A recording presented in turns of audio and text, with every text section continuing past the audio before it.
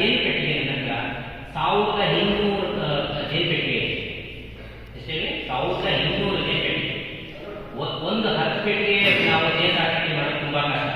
ಆದರೆ 10 ಸಾಗಾಣಿಕೆ ಮಾಡಿ ನೀವು ಅದರಲ್ಲಿ ಪರಿಣಿತಿ ಹೊಂದಿದ್ರೆ ಅದನ್ನು ಯಾವ ಥರ ಬೇಕಾದ್ರೂ ಹೋಗ್ಬೋದು. ಇವಾಗ ನಾವು ಥ್ರೂಔಟ್ ಕರ್ನಾಟಕದಲ್ಲಿ ನಮ್ಮ ಕರ್ನಾಟಕ ಅಫೇರೀಸ್, ಕರ್ನಾಟಕ ಜೇನು ಸಾಕಾಣಿಕೆ ಕೇಂದ್ರ ಅನ್ನೋದು ತೋಟಗಾರಿಕೆ ಇಲಾಖೆಗೆ ಹಾಗೂ ಅರಣ್ಯ ಇಲಾಖೆಗೆ ಮತ್ತು ಕೃಷಿ ಇಲಾಖೆಗೆ NPAN ಅಂದರೆ ನಾವು ಅನುಮೋದಿತ ಸಂಸ್ಥೆ ನಮ್ಮದು. ಆ ಸಂಸ್ಥೆಯಲ್ಲಿ ನಾವು ಒಂದು ವರ್ಷಕ್ಕೆ ಸುಮಾರು 2 ಕೋಟಿಯಷ್ಟು ವ್ಯವಹಾರವನ್ನು ಮಾಡ್ತಾ ಇದ್ದೀವಿ. ಅಂದರೆ ನಾನು ಜೊತೆಯಲ್ಲೇ ಜೇನು ಸಾಕಾಣಿಕೆ ನಾನು ಮೂಲತಃ ನಾನು ರೈತ ಮಗ ಆಗಿದ್ದು ನನಗೆ ಎಲ್ಲೂ ಸಿಗಲಿಲ್ಲ. ನನಗೆ ಸಿಕ್ಕಿದ್ದು ಸುಮಾರು ಒಂದು ಮಿಡ್ ನನಗೆ ಈ ಜೇನು ಸಾಕಾಣಿಕೆ ಸಿಕ್ತು. ಆದರೆ ಇನ್ನೂ ನಾನು ನನ್ನ ವೃತ್ತಿ ಬ್ಯಾಂಕ್ ಮ್ಯಾನೇಜರ್ ಆಗಿದ್ದು ಕೆಲಸ ನಾನು ಇನ್ನೂ ಬಿಟ್ಟಿಲ್ಲ. ನಾನು ಇವಾಗ ಕೊಳ್ಳೇಗಾಲ IDBI ಬ್ಯಾಂಕಲ್ಲಿ ಇದನ್ನು ಸರ್ವಿಸ್ ಮಾಡ್ತಾ ಇದ್ದೀನಿ. ಆಯಿತಾ, ಈಗ ಅದರ ಜೊತೆಯಲ್ಲಿ ಇವಾಗ ಜೇನು ಕೃಷಿ ಮಾಡ್ಕೊಂಡು ಬರ್ತಾ ಇದ್ದೀನಿ. ನಾನು ಬ್ಯಾಂಕ್ ಕೆಲಸ ಬೇಕಾದ್ರೆ ಬಿಡ್ತೀನಿ, ಜೇನು ಕೃಷಿ ಬಿಡಲ್ಲ ಅಂತಾನೆ ನಾನು ಇವಾಗ ರಿಸೈನ್ ಮಾಡಿದ್ದೆ. ಆದರೆ ನಮ್ಮ ಬ್ಯಾಂಕಲ್ಲಿ ಬಿಟ್ಟಿಲ್ಲ. ಏನಕ್ಕೆ ರೀಸನ್ ಕೇಳೋದಕ್ಕೆ ಈ ಥರ ನಾನು ಜೇನು ಕೃಷಿಗೆ ಹೋಗ್ತಾ ಇದ್ದೀನಿ ಅಂತ ನಮ್ಮ ಚಾಮರಾಜನಗರ ಡಿಸ್ಟ್ರಿಕ್ಟ್ ಹೊತ್ತಿಗೆ ಅಲ್ಲಿ ಚಾಮರಾಜನಗರ ಅಲ್ಲೂ ಇದೆ IDBI ಬ್ಯಾಂಕು, ಇಲ್ಲೂ ಇದೆ, ಹಾಕ್ಕೊಡ್ತೀವಿ ಅಂತ ಹೇಳಿದ್ರು. ಇಲ್ಲ ನಾನು ಬೇಡ ಅಂತ ಹೇಳಿದ್ರು, ಬಿಟ್ಟಿಲ್ಲ. ಬಟ್ ಇವಾಗೂ ಸರ್ವಿಸಲ್ಲಿ ಇದ್ದೀನಿ, ಅದರ ಜೊತೆಗೆ ಇದು ಮಾಡ್ತಾ ಇದ್ದೀನಿ. ಇದೇ ಥರ ನಮ್ಮ ಸರ್ವಿಸ್ನ ಗುರುತಿಸಿ ಸುಮಾರು ಹಲವಾರು ನನಗೆ ಪ್ರೋತ್ಸಾಹ ಇದು ಏನು ನಮಗೆ ಇದರಲ್ಲಿ GKVK ಜೊತೆಗೆ ಇಲ್ಲಿ ನಮ್ಮ ಇದರಲ್ಲಿ DC ಆಫೀಸಲ್ಲಿ ಒಂದು ಸಾರಿ ಪ್ರೋಗ್ರಾಮ್ ಮಾಡಿದ್ರು. ಅಲ್ಲಿ ಕರೆದುಬಿಟ್ಟು ಹಲ್ಲು ಸನ್ಮಾನ ಮಾಡಿದ್ದಾರೆ. ಆಮೇಲೆ ಇದು DD1, TV9 ಸುಮಾರು ಮೀಡಿಯಾಗಳವರೆಲ್ಲ ಬಂದು ಅಲ್ಲಿ ಎಲ್ಲ ವಿಡಿಯೋಗಳೆಲ್ಲ ಮಾಡ್ಕೊಂಡು ಹೋಗ್ತಾರೆ. ಅದೆಲ್ಲ ಇದೆ. ಏನಕ್ಕೆ ಈ ಜೇನು ಕೃಷಿ ಇವಾಗ ನಾನು ಇಷ್ಟೊತ್ತು ಹೇಳಿದ್ದು ಬರೀ ನಮ್ಮ ನಾನು ಯಾವ ಥರ ಬಂದೆ. ಓಕೆ, ಆಮೇಲೆ ಜೇನು ಕೃಷಿ ಏನಕ್ಕೆ ಮಾಡಬೇಕು? ಮೊದಲನೇ ಕ್ವಶನ್, ಜೇನು ಕೃಷಿ ಏನಕ್ಕೆ ಮಾಡಬೇಕು? ಜೇನು ಕೃಷಿಯಲ್ಲಿ ಲಾಭ ಇದೆಯಾ? ಖಂಡಿತವಾಗೂ ಜೇನು ಕೃಷಿಯಲ್ಲಿ ಲಾಭನೂ ಇದೆ, ಅದರ ಜೊತೆಗೆ ಸೋಷಿಯಲ್ ಸರ್ವಿಸ್ ಥರನೂ ಇದೆ. ಅಂದರೆ ಸೊಸೈಟಿಗೆ ನಮ್ಮದೇ ಆದ ಒಂದು ಕೊಡುಗೆ ಇದೆ, ಅಪಾರವಾದ ಕೊಡುಗೆ ಇದೆ. ಕಾರಣ ಏನಂದರೆ ಒಂದು ಯಾವುದೇ ನಮ್ಮ ರೈತನ ಬೆಳೆಗೆ ಈ ಜೇನುನೊಣ ಸ್ಪರ್ಶ ಇಲ್ಲ ಅಂದರೆ ಅದು ಕಾಳು ಕಚ್ಚೋದಿಲ್ಲ. ಆವಾಗ ಅದು ಏನಾಗುತ್ತೆ, ಬರೀ ಹೂವು ಡ್ರಾಪ್ ಆಗುತ್ತೆ. ಆವಾಗ ಅಲ್ಲಿ ನಿಮಗೆ ಕಾಳು ಇಳುವರಿ ಜಾಸ್ತಿ ಬರಲ್ಲ. ಅದಕ್ಕೋಸ್ಕರ ಪಾಲಿನೇಷನ್ಗೋಸ್ಕರ ಜೇನುನೊಣಗಳು ಬೇಕೇ ಬೇಕು. ನಮ್ಮ ಹೊರದೇಶದ ಒಬ್ಬ ಸೈಂಟಿಸ್ಟ್ ಹೇಳಿದ್ದಾರೆ, ಜೇನುನೊಣ ಏನಾದರೂ ಒಂದು 3 ವರ್ಷ ಅಥವಾ 4 ವರ್ಷ ಭೂಮಿ ಮೇಲೆ ನಶಿಸಿ ಹೋದರೆ ನಮ್ಮ ಮನುಕುಲಕ್ಕೂ ಇರಲ್ಲ, ಜೀವರಾಶಿಗಳಿರಲ್ಲ ಅಂತ ಹೇಳಿ. ಅಷ್ಟು ಮಹತ್ತರವಾದ ಅಪೂರ್ವವಾದ ಜೀವರಾಶಿ ಅದು. ಅದಕ್ಕೋಸ್ಕರ ನಾವು ಏನು ಮಾಡಬೇಕು, ಉಳಿಸ್ಕೋಬೇಕು ಅಂದ್ರೆ ಏನು? ಆಲ್ರೆಡಿ ನೇಚರಲ್ಲಿ ಈ ಜೇನುನೊಣಗಳು ಇದ್ದಾವೆ. ಈ ವರ್ಷ ಏನಾಗಿದೆ, ನಾನು ಸುಮಾರು ಎಲ್ಲ ಕಡೆ ನಾನು ಕಾಡಲ್ಲೆಲ್ಲ ನೋಡ್ತಾ ಇರ್ತೀನಿ. ನಾನು ಈ ಲೈನ್ ಬಂದ ಮೇಲೆ ನಾನು ಸೈಂಟಿಫಿಕ್ ಆಗಿ ನಾನು ಜೇನುನೊಣಗಳ ಅವ ಜೀವನ ಚಕ್ರನ ನಾನು ಚೆಕ್ ಮಾಡ್ತಾ ಹೋಗ್ತಾ ಇರ್ತೀನಿ. ಕಾಡಲ್ಲಿ ಹೇಗಿರ್ತವೆ, ನಮ್ಮ ಹತ್ರ ಹೇಗಿರ್ತವೆ ಅಂತ. ಇವಾಗ ನಾನು ಸುಮಾರು ಎಲ್ಲಿ ಕಾಡು ಒಳಗಡೆ ನಾವು ಸುಮಾರು 5 ಕಿಲೋಮೀಟರ್ 10 ಕಿಲೋಮೀಟರ್ ಹೋದ್ರು ಒಂದೇ ಒಂದು ಜೇನು ಇಲ್ಲ, ಒಂದೇ ಒಂದು ನೊಣಗಳು ಎಲ್ಲೂ ಹೂವು ಮೇಲೂ ಕಾಣಿಸ್ತಾ ಇಲ್ಲ. ಕಾರಣ ಏನು ಅಂದರೆ ಈ ವರ್ಷದ ಮಳೆಯ ಅಭಾವ. ಏನು ಮುಂಗಾರಿ ಮಳೆ ಬರಬೇಕಾಗಿತ್ತು, ಆ ಮುಂಗಾರಿ ಮಳೆ ಬಂದಿಲ್ಲ. ಆ ಮುಂಗಾರಿ ಮಳೆ ಬಂದರೆ ಕೆಲವು ಹೂವುಗಳು ಓಪನ್ ಆಗ್ತವೆ, ಅದನ್ನೇ ಕಾಯ್ತಾ ಇರ್ತವೆ. ಅದನ್ನು ಜೇನು ಸುಗ್ಗಿ ಅಂತ ಹೇಳ್ತೀವಿ. ಆ ಜೇನು ಸುಗ್ಗಿ ಈ ಸಾರಿ ಬರದೇ ಇರೋದ್ರಿಂದ ಆ ಜೇನು ಸುಗ್ಗಿ ಬಂದರೆ ಅವುಗಳ ವಂಶಾಭಿವೃದ್ಧಿ ಮಾಡ್ಕೊತಾರೆ. ಆ ವಂಶಾಭಿವೃದ್ಧಿ ಈ ಸಾರಿ ಫುಲ್ ಕುಂಠಿತ ಆಗೋದು, ಏನೂ ಇಲ್ಲ. ಇವಾಗ ಹಂಗಾಗಿ ಈ ಸಾರಿ ನಮಗೆ ಜೇನು ಇಲ್ಲದೆ ಇರೋದ್ರಿಂದ ಕೆಲವು ಬೆಳೆಗಳನ್ನು ಹೊಡೆತ ಬಿಡೋ ಚಾನ್ಸಸ್ ಇದೆ. ಆದರೆ ಅಲ್ಲಿ ನಮ್ಮ ರೈತರು ಏನು ಹೇಳ್ತಾರೆ, ಮಳೆ ಆಯಿತು, ನಾವು ಗೊಬ್ಬರ ಹಾಕಿದ್ವಿ, ನಾವೆಲ್ಲ ಮಾಡಿದ್ವಿ, ನಮಗೆ ಏನಕ್ಕೂ ಈ ಸಾರಿ ಇಳುವರಿ ಕಮ್ಮಿ ಬಂತು. ಆದರೆ ಈ ಸೈಂಟಿಫಿಕ್ ರೀಸನ್ ಗೊತ್ತಿರಲ್ಲ. ಏನಕ್ಕೆ? ಜೇನುನೊಣಗಳಿಂದಲೇ ಇಷ್ಟೆಲ್ಲ ಕಾಳು. ಸೂರ್ಯಕಾಂತಿ ನಾವು ಇವಾಗ ಇದನ್ನೇನು ನೀವು ಬರಬೇಕಾದ್ರೆ ಕೌದಳಿಯಿಂದ ಮುಂದಕ್ಕೆ ಬಂದು ಹೊಡಕೆಯಾಳ ಸಿಕ್ತು. ಆ ಹೊಡಕೆಯಾಳದ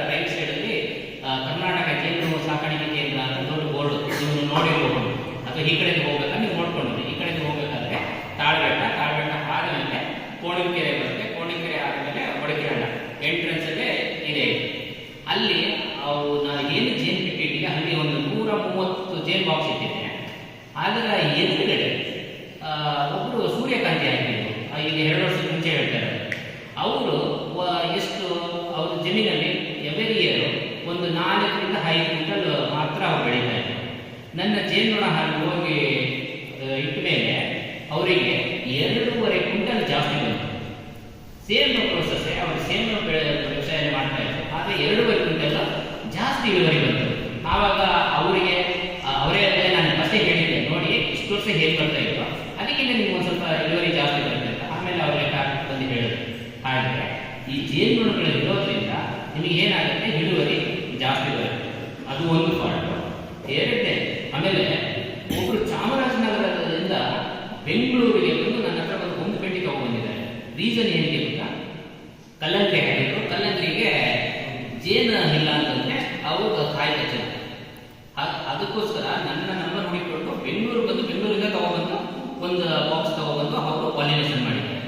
ಹಂಗಾಗಿ ಜೇನುನೊಣ ತುಂಬಾ ನೀವು ಏನೇ ಕೆಲವರೆಲ್ಲ ಚಾಟ್ಗಳಿದ್ದಾರೆ, ಆ ಚಾಟ್ ಎಲ್ಲ ಅದೇನು ನಾನು ತಗೊಂಬಂದಿಲ್ಲ.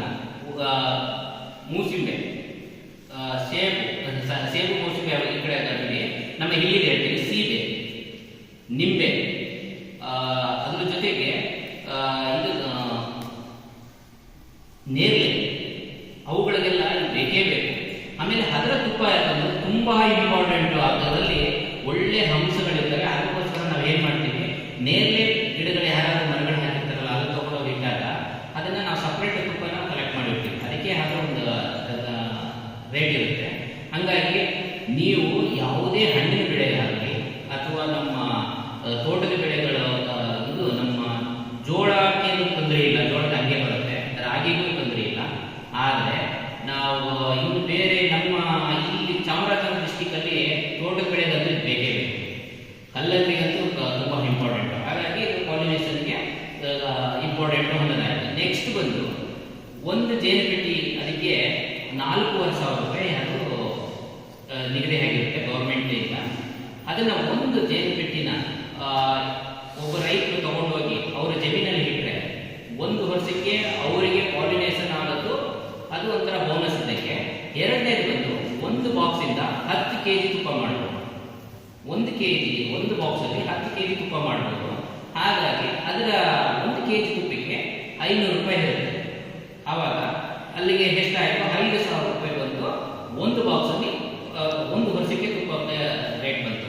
ಅದರ ಜೊತೆಗೆ ಅದರಲ್ಲಿ ಹುಳುಗಳು ಬಂದು ನಿಮಗೆ ದ್ವಿಗುಣ ಹಾಕ್ತವೆ. ಹೇಗೆ ಅಂತಂದ್ರೆ ಫುಲ್ ಎಣ್ಣೆ ಫ್ರೇಮ್, ನಾನು ಅವಾಗ ಪ್ರಾಕ್ಟಿಕಲ್ ತೋರಿಸ್ತೀನಿ ಅಂತ, ಇವಾಗ ಸುಮ್ಮನೆ ಹಂಗೆ ತೇರಿ ಹೇಳಿರ್ತೀನಿ. ಅದರಲ್ಲಿ 8 ಫ್ರೇಮ್ ಇರುತ್ತೆ. ಆ 8 ಫ್ರೇಮಲ್ಲಿ ನೊಣಗಳು ಜಾಸ್ತಿ ಆಗ್ತಾ ಇರ್ತದೆ. ಅದನ್ನ ಇನ್ನೊಂದು ಖಾಲಿ ಬಾಕ್ಸ್ಗೆ ನಾವು ಡಿವೈಡ್ ಮಾಡ್ತೀವಿ. ಓಕೆ, ಆ ಖಾಲಿ ಬಾಕ್ಸ್ಗೆ ಡಿವೈಡ್ ಮಾಡಿಕೊಂಡಾಗ ಆವಾಗ ಇನ್ನೊಂದು ಬಾಕ್ಸ್ ಹುಳ ಜಾಸ್ತಿ ಆಯಿತು. ಅಲ್ಲಿಗೆ 2,000 ರೂಪಾಯಿ, ಒಂದು ಬಾಕ್ಸ್ ಹುಳಕ್ಕೆ 2,000 ರೂಪಾಯಿ. ಅಲ್ಲಿಗೆ ಎಷ್ಟಾಯಿತು, ನೀವು ಕೊಟ್ಟಿರೋದು 4,500 ರೂಪಾಯಿ. ಆ 4,500 ರೂಪಾಯಿ ಆಲ್ರೆಡಿ ಅದೊಂದು ಪಾಲಿನೇಷನ್ ನಿಮಗೆ ಇದಾಯಿತು. ಯಾವುದೋ ಒಂದು ಬೆಳೆ ಯಾವುದೇ ಇಂಪ್ರೂವ್ ಆಗಿರುತ್ತೆ. ಜೊತೆಗೆ ಸುತ್ತ ತೆಂಗಿನ ಮರಗಳಿರ್ತವೆ. ಆ ತೆಂಗಿನ ಮರದಲ್ಲಿ ಎಷ್ಟೋ ನಿಮಗೆ ಈಲ್ಡ್ ಜಾಸ್ತಿ ಆಗಿರುತ್ತೆ, ಅಡಿಕೆ ಈಲ್ಡ್ ಜಾಸ್ತಿ ಆಗಿರುತ್ತೆ. ಹಾಗಾಗಿ ಅದರ ಬೋನಸ್ ಅಂತೇಳಿ ನಿಮಗೆ ನಟ್ಟು ಇದರಲ್ಲಿ ನಿಮಗೆ 4,500 ರೂಪಾಯಿ ಕೊಟ್ಟಿದ್ದೀರಾ, ಅದೊಂದು 5, ಇದೊಂದು 2, 7,000 ರೂಪಾಯಿ ಆಯಿತು. 1 ವರ್ಷಕ್ಕೆ ನಿಮಗೆ 7,000 ರೂಪಾಯಿ ಲಾಭ ಅಂತ ನೀವು ಊಹೆ ಮಾಡ್ಬೋದು. ಅದು ಈ ಬಾಕ್ಸ್ ಹಂಗೆ ನಿಮ್ಮ ಹತ್ರ ಉಳ್ಕೊಂಡಿರುತ್ತೆ ಅಲ್ವಾ. ಹಾಗಾಗಿ 1 ವರ್ಷಕ್ಕೆ 7,000 ರೂಪಾಯಿ ಬಂದು ನೀವು ಬೇಡ ನಮಗೆ 5,000 ರೂಪಾಯಿ ನೆನ್ಸ್ಕೊಳ್ಳಿ. 5,000 ರೂಪಾಯಿ ಅಂತಂದ್ರೆ 10 ಬಾಕ್ಸ್ಗೆ ಎಷ್ಟಾಯಿತು, 100 ಬಾಕ್ಸ್ಗೆ ಎಷ್ಟಾಯಿತು. ಈ ಥರ ನೀವು ಕ್ಯಾಲ್ಕುಲೇಟ್ ಮಾಡಿಕೊಂಡು ನೀವು ಜೇನು ಸಾಕಾಣಿಕೆ ಮಾಡಿ ಜೀವನ ಮಾಡ್ಬೋದು ಮುಂದಕ್ಕೆ. ಇವಾಗ ನಿಮಗೆ ಇದ್ರ ಬಗ್ಗೆ ಕಿರುಪರಿಚಯ ಅಂದ್ರೆ ಇದು ಬಂದು ಸುಮಾರು ಒಂದು ನಾನು 3 ಕ್ಲಾಸಲ್ಲಿ ಅಥವಾ 3 ದಿನ ನಾನು ಹೇಳ್ಕೊಡ್ಬೇಕಾಗುತ್ತೆ. ಸೈಂಟಿಫಿಕಲ್ ನಾನು ಹೇಳಬೇಕು ಅಂತಂದ್ರೆ ಇವಾಗ ನಾನು ನಿಮಗೆ ಹೇಗೆ ಹೇಳ್ತೀನಿ ಅಂದ್ರೆ, ಒಂದು ಪ್ರಾರಂಭಿಕ ಕೃಷಿಕ ಒಂದು ಜೇನು ಪೆಟ್ಟಿ ತಗೊಂಡು ಹೋದ್ರೆ ಯಾವ ಥರ ಅವರು ಜೇನನ್ನ ನಿರ್ವಹಣೆ ಮಾಡಬಹುದು ಅದ್ರ ಬಗ್ಗೆ ಮಾತ್ರ ನಾನು ನಿಮಗೆ ಹೇಳ್ಕೊಡ್ತೀನಿ. ಯಾಕೆಂದ್ರೆ ನೆಕ್ಸ್ಟ್ ನಿಮಗೆ ಕ್ಲಾಸಸ್ ಇವಾಗ ನೀವು ಆಲ್ರೆಡಿ ನಿಮ್ಮ ಕ್ಲಾಸ್ಗಳಲ್ಲಿ ಸೇಮ್ ಮ್ಯಾಥಮೆಟಿಕ್ಸ್ ಏನಾದ್ರು ಕ್ಲಾಸಸ್ ಇದ್ದರೆ ಅವಾಗ ಅಲ್ಲಿ ಜೇನಿನ ನೊಣದ ಜೀವನ ಚಕ್ರ ಏನು ಅದೆಲ್ಲ ಹೇಳ್ಕೊಡ್ತಾರೆ. ಜೀವನ ಚಕ್ರ ಬಗ್ಗೆ ಒಂದು ಸುಮ್ಮನೆ ಒಂದು ಚುರುಕಾಗಿ ಹೇಳ್ತೀನಿ. ಅದರಲ್ಲಿ ವರ್ಕರ್ಸ್ ಬಿ ಅಂತ ಇರುತ್ತೆ, ಕ್ವೀನ್ ಬಿ ಇರುತ್ತೆ, ಡ್ರೋನ್ ಅಂತ ಇರುತ್ತೆ. ಅಂದ್ರೆ ಗಂಡು ನೊಣ, ರಾಣಿ ನೊಣ, ಆಮೇಲೆ ಕೆಲಸಗಾರ ನೊಣ ಇಷ್ಟಿರುತ್ತೆ. ಆ ಕ್ವೀನ್ ಬಿಗೆ ಏಜ್ ಲಿಮಿಟ್ ಬಂದು 3 ಇಯರ್ಸ್ ಇರುತ್ತೆ, 3 ವರ್ಷದವರೆಗೂ ಅದಕ್ಕೆ ಏಜ್ ಲಿಮಿಟ್ ಇರುತ್ತೆ. ಡ್ರೋನ್ ಬಂದು ಒಂದು 3 ತಿಂಗಳು ಅಥವಾ 4 ತಿಂಗಳು ಮಾತ್ರ ಬದುಕಿರುತ್ತೆ. ಆದರೆ ವರ್ಕರ್ಸ್ ಬಿ ಇದರಲ್ಲಿ ಮೇನ್ ಇರೋದೇ workers B. Okay, worker B ಏನ್ ಮಾಡುತ್ತೆ, ಅದಕ್ಕೆ ಏಜ್ ಲಿಮಿಟ್ ತುಂಬಾ ಕಮ್ಮಿ. ಅದಕ್ಕೆ ಎಷ್ಟಿರುತ್ತೆ, 30 ರಿಂದ 35 ದಿನ ಅಷ್ಟೇ ಅದು ಬದುಕಿರುತ್ತೆ. 30 ರಿಂದ 35 ದಿನ. ಆ 30 ರಿಂದ 35 ದಿನ ಯಾವುದೇ ಕಾರಣಕ್ಕೂ ಒಂದು ದಿನನೂ ವೇಸ್ಟ್ ಮಾಡಿಲ್ಲ. ಏನು ಅವತ್ತು ಬೋರ್ನ್ ಆಗಿ ಬರುತ್ತೆ ಹೊರಗಡೆ, ರೆಕ್ಕೆಯಿಂದ ಹೊರಗಡೆ, ಆ ಹೂವಿಂದ ಹೊರಗಡೆ ಬರ್ತಾ ಇದ್ದಂತೆ ಫಸ್ಟ್ ಡೇ ಒಂದಿನ ಮಾತ್ರ ಅದು ಕೂಡಲೇ ರೆಸ್ಟ್ ಮಾಡುತ್ತೆ. 2ನೇ ದಿನ ಸ್ಟಾರ್ಟ್ ಮಾಡಿದ್ದು 10 ದಿನ ಬಂದು ಅದು ಎಷ್ಟೇ ದೂರದಲ್ಲಿ 3 ಕಿಲೋಮೀಟರ್ ದೂರದವರೆಗೂ ಹೋಗಿ ಅದು ಪೋಲನ್ನು ತಗೊಂಡು, ಅಥವಾ ಪೋಲನ್ನು ಇಲ್ಲ ಅಂತಂದ್ರೆ ಏನ್ ಹೇಳ್ತಾರೆ, ರಾಜಶಾಹಿ ಅಂತ ಒಂದು ಜೆಲ್ ಬರುತ್ತೆ, ಅದು ರಾಣಿಗೆ ಕೊಡಬೇಕು. ಆ ಎಂಗೇಜ್ ನೊಣಗಳಿಗೆ ದೂರ ಹೋಗಿ ಅದನ್ನ ಹುಡಿಕೊಂಡ್ಬರೋದು, ಆ ಕೆಲಸ ಆ ನೊಣಗಳು ಮಾಡ್ತಾ ಇರ್ತಾರೆ. ಅದು ಅಷ್ಟೇ. ಅದು ಹಾಗೆ ಅದು 28 ದಿಂದ ಅಥವಾ 30-32 ದಿನದಲ್ಲಿ ಸತ್ತೋಗ್ಬಿಡುತ್ತೆ. ಸತ್ತೋದ್ರೆ ಮತ್ತೆ ನೆಕ್ಸ್ಟ್ ಅದಕ್ಕೆ ಬೇಕಲ್ವಾ, ಕೂಡ ಎಣೆಯಕ್ಕೆ ಮತ್ತೆ ಅದಕ್ಕೆಲ್ಲ ತರಕ್ಕೆಲ್ಲ ಬೇಕಲ್ವಾ. ಹಾಗಾಗಿ ರಾಣಿ ನೊಣ ಒಂದು ದಿನಕ್ಕೆ 600 ರಿಂದ 700 ಮೊಟ್ಟೆಗಳನ್ನ ಅದು ಕೂಡಲೇ ಇಡುತ್ತೆ. ಹಾಗಾಗಿ ಅದು ಮಲ್ಟಿಪ್ಲೈ ಆಗಿ ಹೋಗ್ತಾ ಇರುತ್ತೆ. ಆ ಮಲ್ಟಿಪ್ಲೈ ಆಗಿ ಹೋದಾಗ ಆವಾಗ ಅದೇನಾಗುತ್ತೆ, ಅವಾಗ ಕೆಲಸಗಳ ಅವು ಮಾಡ್ಕೊಂಡು ಹೋಗ್ತಾ ಇರ್ತಾರೆ. ಅದರಲ್ಲಿ ಏಜ್ ಆಯ್ತು, ಅದು 25ನೇ ದಿನ 26ನೇ ದಿನ ಅವು ಹೊರಗಡೆ ಹೋಗಿ ದೂರದಲ್ಲಿ ಹೋಗಿ ಅದು ರಸನ ಕಲೆಕ್ಟ್ ಮಾಡೋಕ್ಕಾಗಲ್ಲ. ಅವಾಗ ಅವು ಏನು ಮಾಡ್ತವೆ ಅಂದರೆ ಗೂಡು ಕ್ಲೀನ್ ಮಾಡೋದು, ಗಾರ್ಡ್ ಕೆಲಸ. ಇವಾಗ ನೋಡಿ ಅಲ್ಲೆಲ್ಲ ಮುಂದ್ಗಡೆ ಕೂತಿರ್ತವೆ, ಆ ಕೂತಿದ್ದಾವೆ ಅಂದರೆ ಅವಕ್ಕೆ ಆಲ್ರೆಡಿ ಒಂದು 26 ರಿಂದ 27 ದಿನ ಆಗಿರುತ್ತೆ. ಅಂಥವು ಮಾತ್ರ ಗೂಡಿನ ಮುಂದ್ಗಡೆ ಕೂತ್ಕೊಂಡು ಅವು ಗಾರ್ಡ್ ಮಾಡ್ತಾ ಇರ್ತಾರೆ. ಏನಕ್ಕೆ ಅಂದರೆ ಅವಕ್ಕೆ ವೈರಿಗಳಿರ್ತವೆ. ಯಾವ್ಯಾವ ಜೇನಿನ ವೈರಿಗಳು ಅಂದರೆ ಇರುವೆ. ಅವು ಗೂಡು ಒಳಗಡೆ ಇರುವೆಗಳು ಬಂದು ಆ ತುಪ್ಪನ ತೆಗೆದು ನೋಡ್ತವೆ. ಅದ್ರ ಜೊತೆಗೆ ಹಲ್ಲಿ ಇರುತ್ತೆ, ನೊಣಗಳನ್ನ ತಿನ್ನ ಕಾಯ್ತಾ ಇರ್ತವೆ. ಇನ್ನೊಂದು ಏನಂದ್ರೆ ಇಲಿಗಳು, ಅದು ಒಳಗಡೆ ನುಗ್ಗಿ ಹಾಳು ಮಾಡಕ್ ನೋಡುತ್ತೆ. ಇಷ್ಟು ಆಮೇಲೆ ಇನ್ನೊಂದು ಕಡಜ ಕೇಳ್ತಿರಲ್ಲ, ಕಡಜ ತಪ್ಪದ ಕಡಜ ಇರುತ್ತಲ್ಲ, ಆ ಕಡಜ, ಕೆಂಪಿರುವೆ, ಇವೆಲ್ಲ ಇರುವ ವೈರಿ. ಅದನ್ನ ನಾವು ಜೇನು ಕೃಷಿಕರಾದವಾಗ ಫಸ್ಟ್ ಅದನ್ನೆಲ್ಲ ನಾವು ಚೆಕ್ ಮಾಡ್ಕೋಬೇಕು. ನಾವು ಕರೆಕ್ಟಾಗಿ ಲಾಸ್ಟ್ಗೆ ನೀವು ಇನ್ನೇನು ದಿನಾನು ಮಾನಿಟರಿಂಗ್ ಮಾಡ್ಬೇಕಂತ ಏನಿರೋದಿಲ್ಲ. ವಾರದಲ್ಲಿ 1 ದಿನ 10 ನಿಮಿಷ ಅದಕ್ಕೆ ನೀವು ಟೈಮ್ ಕೊಟ್ಟರೆ ಪಕ್ಕಾ ಜೇನು ಕೃಷಿಕರಾಗಿ ನೀವು ಹೊರಬಹುದು. ಹಾಗಾಗಿ ಇವಾಗ ನಾನು ನಿಮಗೆ ಪ್ರಾಕ್ಟಿಕಲ್ ತೋರಿಸ್ತೀನಿ. ಇವಾಗ ಆಲ್ರೆಡಿ ಅದರಲ್ಲಿ ಲೈವ್ ಬೀಗಳಿದ್ದಾವೆ, ನೊಣಗಳಿದ್ದಾವೆ. ಯಾವುದೇ ಕಾರಣಕ್ಕೂ ನಾನು ಡೇ ಟೈಮಲ್ಲಿ ನೊಣಗಳನ್ನ ಹೊರಗಡೆ ತರೋದಿಲ್ಲ. ಇದನ್ನ ನಾನು ಕ್ಯಾರಿ ಮಾಡಬೇಕಾಗಿರೋದು ಯಾವಾಗ ಅಂದರೆ ಸಂಜೆ ಟೈಮಲ್ಲೇ ಕ್ಯಾರಿ ಮಾಡಬೇಕು. ಬಟ್ ನೀವು ಇಲ್ಲಿ MS ಸ್ಟೂಡೆಂಟ್ಗಳು ಗೊತ್ತಾದಕ್ಕೆ ನಾವು ಬೇರೆ ಚಿಕ್ಕ ಮಕ್ಕಳುಗಳಿಗೆ ಹಾಗೆ ಇಂಟ್ರೆಸ್ಟಿಂಗ್ ಅದನ್ನೇ ತೋರಿಸ್ತಾ ಇದ್ದೆ. ನಾನು ಇದೇ ಥರ ಸ್ಕೂಲ್ಗಳಿಗೆಲ್ಲ ಹೋಗಿ ಪಾಠ ಮಾಡಕ್ಕೆ ಹೋಗ್ತೀನಿ. ಮೈಸೂರು ಶ್ರೀರಂಗಪಟ್ಟಣದಲ್ಲಿ ಪರಿವರ್ತನಾ ಸ್ಕೂಲ್ ಅಂತ ಒಂದು ಸ್ಕೂಲ್ ಇದೆ. ಅಲ್ಲಿ ಹೋಗಿ ಪಾಠ ಮಾಡಕ್ಕೆ ಹೋಗಿದ್ದೆ. ಸುಮಾರು ಒಂದು 700 ಮಕ್ಕಳು 800 ಮಕ್ಕಳು ಇತ್ತು. ಆವಾಗ ನಾನು ತಗೊಳ್ಳೋಕ್ಕಾಗಲಿಲ್ಲ. ನಾನು ನಿಮಗೋಸ್ಕರ ಇದೇ ಹತ್ತಿರದಲ್ಲಿದೆ ಅಂತ ನಾನು ತಂದಿರೋದು. ಇದೇ ಜಾಗದಲ್ಲಿ ಫಸ್ಟೊಂದು ಸಾರಿ ಒಂದು ಮಾಡಿದ್ದೆ ಇದೇ ಥರ ಪ್ರೋಗ್ರಾಮು. ಆವಾಗ ನಾನು ನೈಟ್ ಟೈಮಲ್ಲೇ ತಂದಿದ್ದೀನಿ. ಇದನ್ನು ಯಾವಾಗಲೇ ಆಗಲಿ ಜೇನ ನೊಣನ ನಾವು ಸಾಗಾಣಿಕೆ ಮಾಡಬೇಕು ಅಂದರೆ ಕತ್ತಲೆ ಹಾಕಬೇಕು, 6:30 ಹೇಳಬೇಕು. ಏನಕ್ಕೆ ಹಸ್ಪತ್ನಲ್ಲೇ ತರಬೇಕು ಅಂದರೆ ಇವಾಗ ಆಲ್ರೆಡಿ ಫೀಲ್ಡ್ ಹೋಗ್ಬೇಕು. ಇವಾಗ ನೋಡಿ, ನಾನು ಅಲ್ಲಿಂದ ಅವ್ರ ಗೇಟ್ನ ಕ್ಲೋಸ್ ಮಾಡಿ ತಗೊಂಡೆ, ಈ ಗೇಟ್ ಓಪನ್ ಮಾಡ್ತಾ ಇದ್ದೇನೆ. ಅವು ಕೆಲಸಕ್ಕೆ ಅವು ಹೊರಗಡೆ ಹೋಗ್ತವೆ. ಈ ಓದವು ನಾನು ಇವಾಗ ಈ ಬಾಕ್ಸನ್ನ ಎತ್ಕೊಂಡು ಹೋದ್ರೆ ಅಲ್ಲೆಲ್ಲೋ ಕೆಲಸಕ್ಕೆ ಹೋಗಿರ್ತವೆ, ನೀರು ಮತ್ತೆ ಬಂದು ಇಲ್ಲಿಗೆ ಬರ್ತವೆ. ಆದ್ರೆ ಅವು ಕೂಡಿರಲ್ಲ. ಆ ನೊಣಗಳು ನಶಿಸಿ ಹೋಗ್ತವೆ, ಸತ್ತೋಗ್ತವೆ. ಅದಕ್ಕೋಸ್ಕರ ನಾನು ತರಲ್ಲ. ಬಟ್ ನಿಮಗೆ ಹೆಲ್ಪ್ಫುಲ್ ಆಗಲಿ ಅಂದ್ಬಿಟ್ಟು ನಾನು ಲೈವ್ ಬೀನ ತಂದಿರೋದು. ಓಕೆನಾ? ಇವಾಗ ನಾನು ಪ್ರಾಕ್ಟಿಕಲ್ ತೋರಿಸ್ತಾ.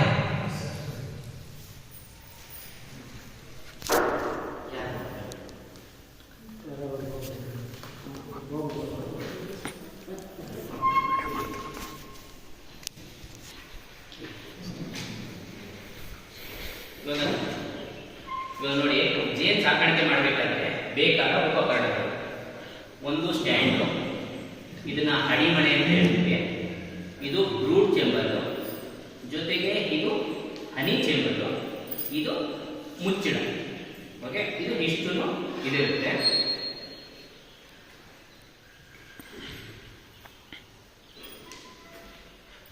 ಆಮೇಲೆ ಅದ್ರ ಜೊತೆಗೆ ನಾವು ಜೇನು ನೊಣನ ನಾವು ಡೈರೆಕ್ಟ್ ಆಗಿ ನಾವು ಮುಟ್ಟಕ್ಕೆ ಹೋದ್ರೆ ಅವು ಚುಚ್ಚುತ್ತೆ, ಕಚ್ಚೋದಿಲ್ಲ, ಅವು ಹಿಂದುಗಡೆಯಿಂದ ಚುಚ್ಚುತ್ತೆ.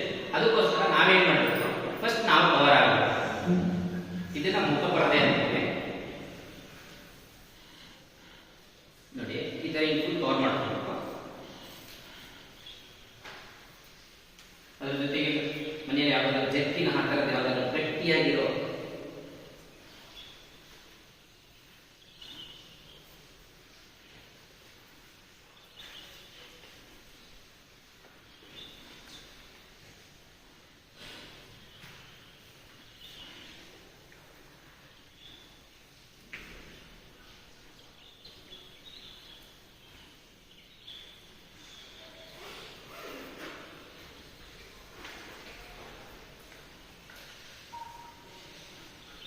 ಅಂದರೆ ಇವಾಗ ಈ ನೊಣಗಳೇನು ಅಲ್ಲಿಗೆ ಕಡಿಯಕ್ಕೆ ಬರೋದಿಲ್ಲ. ಬಟ್ ಏನಕ್ಕೆ ಅಂತಂದರೆ ಅವು ಈಗಿನ ಟೈಮಲ್ಲಿ ತುಪ್ಪ ಒಳಗಡೆ ಇರೋದ್ರಿಂದ ಅವು ಅಗ್ರೆಸಿವ್ ಆಗಿರೋದು.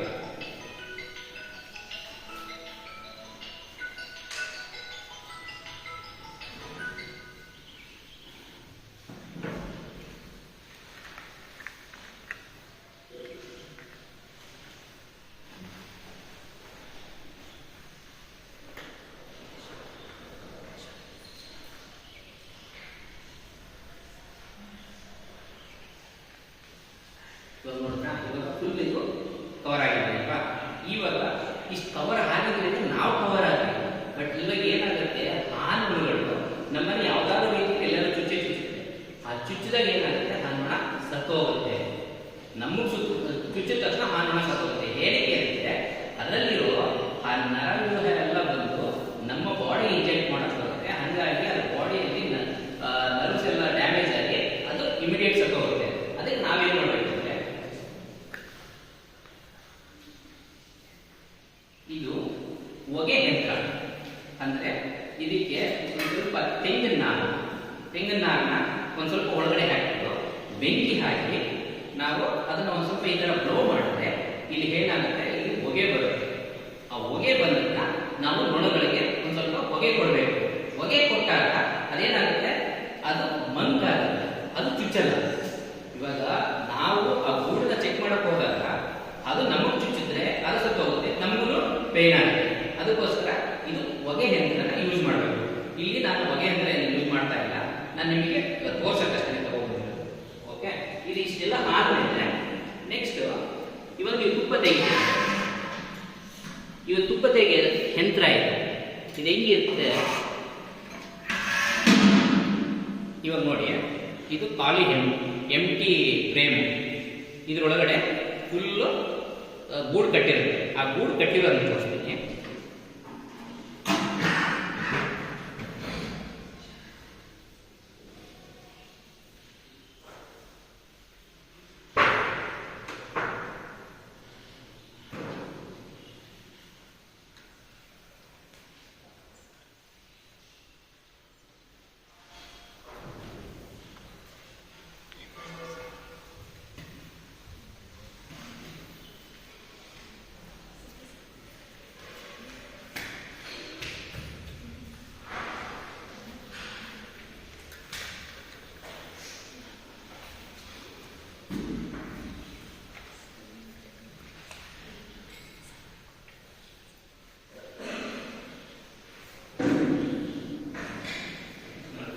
ಇವಾಗ ಈ ಗೂಡಲ್ಲಿ ಆಲ್ರೆಡಿ ಹನಿ ಕಲೆಕ್ಟ್ ಆಗಿದೆ, ಹನಿ ರೆಡಿ ಇದೆ. ಆಯ್ತಾ, ಇವಾಗ ಇದನ್ನ ನಾವೇನ್ ಮಾಡ್ತೀವಿ, ಇದು ಏನ್ ಮಾಡಿದೆ, ಅವೆಲ್ಲ ಹೋಲ್ಗಳನ್ನ ಕ್ಲೋಸ್ ಮಾಡಿದೆ. ಅದು ಫುಲ್ ಹನಿ ಏನ್ ಮಾಡಿದೆ, ಹನಿ ಫುಲ್ ಕ್ಲೋಸ್ ಆಗಿರೋದ್ರಿಂದ ಅದು ತುಪ್ಪ ಈ ಡ್ರಮ್ ಒಳಗಡೆ ಬರೋದಿಲ್ಲ. ಹಾಗಾಗಿ ಅದನ್ನ ನಾವೇನ್ ಮಾಡಬೇಕು, ಅದನ್ನ ಅನ್ಕ್ಯಾಪ್ ಮಾಡಬೇಕು ಚಾಕುಯಿಂದ.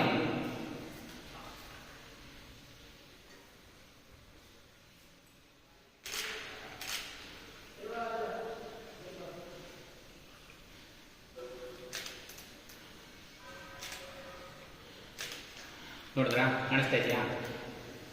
ಏನಿಲ್ಲೆಲ್ಲ ಹಂಟ್ಕೊಂಡಿದ್ದಾವೆಲ್ಲ ಇವೆಲ್ಲ ವರ್ಕರ್ಸ್ ಬೀ. ಇದರಲ್ಲಿ ಒಂದೇ ಒಂದು ರಾಣಿ ನೊಣ ಇದೆ. ಆ ರಾಣಿ ನೊಣ ಒಂದೇ ಇಷ್ಟು ಕೆಲಸ ಮಾಡಿಸ್ತವೆ.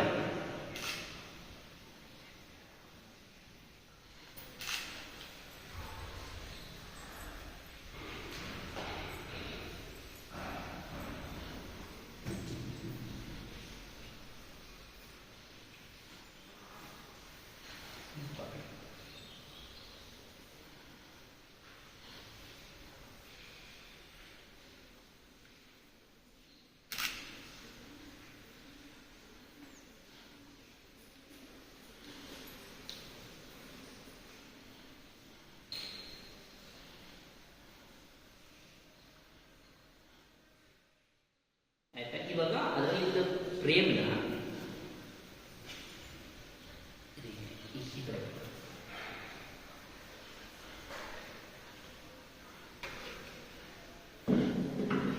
ಇವಾಗ ಆ ಫ್ರೇಮ್ನ ಏನು ಮಾಡ್ತೀವಿ, ಅದರಲ್ಲಿ ಜೇನುತುಪ್ಪ ಇತ್ತಲ್ಲ ಅದನ್ನು ನಾವು ಈ ಥರ ಹಿಂಗೆ ಫುಲ್ ಒಳಗಡೆ ಹಾಕಿ ನಾವು ಆ ಚಾಕುವಿಂದ ನಾವು ಅನ್ಕ್ಯಾಪ್ ಮಾಡ್ತೀವಿ. ಅನ್ಕ್ಯಾಪ್ ಮಾಡಾದ್ಮೇಲೆ ಈ ಥರ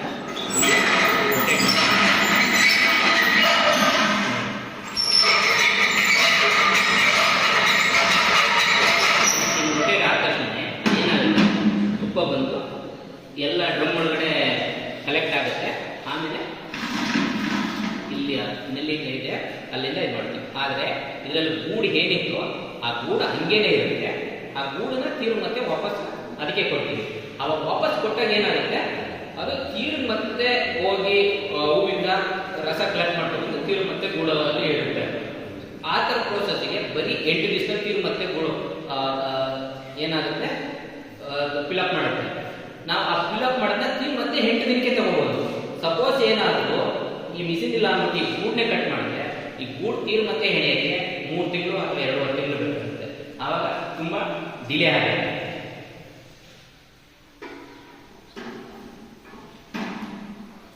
ಆಯ್ತಾ? ಇವಾಗ ಇದು ಬಂದು ಮೇಲ್ಗಡೆದು ಹನಿ ಚೇಂಬರ್. ಇದರಲ್ಲಿ ಫಿಲಪ್ ಆದಮೇಲೆ ಇದಕ್ಕೆ ಬರೋದು. ಇವಾಗ ನೀವು ನೋಡಿದ್ದು ತುಂಬ ಚಿಕ್ಕ ಫ್ರೇಮ್, ಅದರೊಳಗೆ ಬರೀ ಹನಿ ಮಾತ್ರ ಕಲೆಕ್ಟ್ ಆಗುತ್ತೆ, ಮೊಟ್ಟೆ ಬರೀ ಇರಲ್ಲ. ಇವಾಗ ನಾನು ನಿಮಗೆ ಆ ಬ್ರೂಡ್ ಚೇಂಬರ್ ತೋರಿಸ್ತೀನಿ. ಆ ಬ್ರೂಡ್ ಚೇಂಬರು ಅದರೊಳಗೆ ಹೇಗಿರುತ್ತೆ ಅಂದರೆ, ಫಸ್ಟ್ ಲೇಯರು ಬರೀ ಮೊಟ್ಟೆ ಮರಿಗಳಿರುತ್ತೆ. ಅಂದರೆ ಒಂದು ಅರ್ಧ ಭಾಗ ಮೊಟ್ಟೆ ಮರಿ ಇರುತ್ತೆ, ಇನ್ನು ಅರ್ಧ ಭಾಗ ಅದರಲ್ಲಿ ತುಪ್ಪ ಸಂಗ್ರಹಣೆ ಮಾಡಿ ಇಟ್ಕೊಂಡಿರುತ್ತೆ. ಏನಕ್ಕೆ ಅಂದರೆ ಆ ಮರಿಗಳು ಹುಟ್ಟು ಬರ್ತಾ ಇದ್ದಾಗೆ ಅದು ಆ ತುಪ್ಪನ ಕುಡಿಯುತ್ತೆ.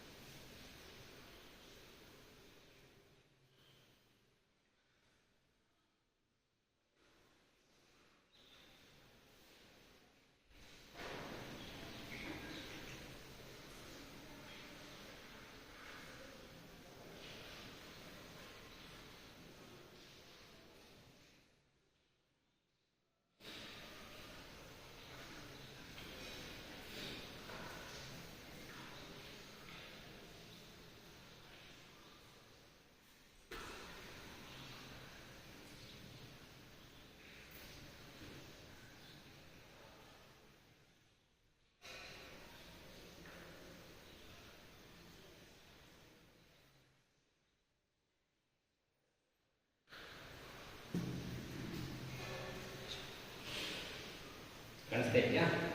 ಇವಾಗ ಇದು ಅಂದರೆ ಸಂಸಾರ ಕೋಣೆ ಅಂತ ಹೇಳ್ತೀವಿ ಕನ್ನಡದಲ್ಲಿ. ಈಗ ಇದರಲ್ಲಿ ಮೊಟ್ಟೆ ಮರಿಗಳು ಅಲ್ಲಿ ಏನಿದೆಲ್ಲ ಅವೆಲ್ಲ ಕ್ಲೋಸ್ ಆಗಿದೆಲ್ಲ, ಅದರಲ್ಲಿ ಮೊಟ್ಟೆ ಮರಿಗಳು ಎಲ್ಲನೂ ಇರುತ್ತೆ. ಅಂದರೆ ಇಷ್ಟು ನೊಣದಲ್ಲಿ ರಾಣಿನ ಹುಡುಕೋದು ತುಂಬ ಕಷ್ಟ. ಬಟ್ ನಾವು ರಾಣಿನ ಹುಡುಕ್ತೀವಿ. ಬಟ್ ಇಲ್ಲಿ ನಾವು ರಾಣಿನ ಹುಡುಕೋಕೆ ಹೋದಾಗ ಇಲ್ಲಿ ಬೇರೆ ನೊಣಗಳು ಇಲ್ಲಿ ಎದ್ದು ಬಂದರೆ ಕಷ್ಟ. ಹಾಗಾಗಿ ಇಲ್ಲಿ ರಾಣಿ ಹುಡುಕೋದು ಕಷ್ಟ ಇದೆ.